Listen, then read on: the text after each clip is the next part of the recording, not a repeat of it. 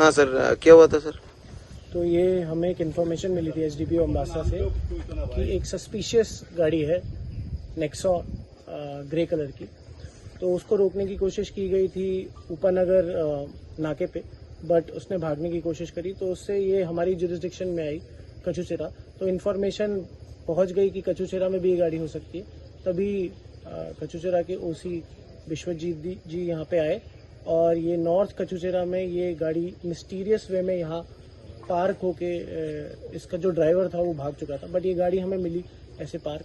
तो जब हमने इसको गाड़ी को देखा अंदर से ध्यान से, तो इसमें हमें डिक्की में गांजा मिला। तो हमने वैसे ही प्रोसीजर स्टार्ट किया अंडर एनडीपीएस एक्ट, और जब इसको कैलकुलेट किया है तो इसमें अप्रॉक्सीमेटली 200 किलो गांजा है, जो कि मार्केट वैल्यू से अप्रॉक्सीमेटली 20 लाख होता है। तो मैं कॉन्ग्रेचुलेट करूँगा एसडीपीओ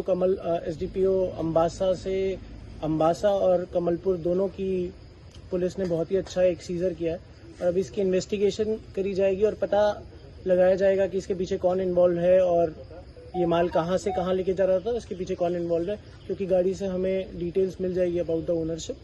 तो अब यहाँ से इन्वेस्टिगेशन ऐसे जाएगी। And I want to congratulate both Kachuchera police as well as the Ambassa police as well for helping us to trace this car. Thank you.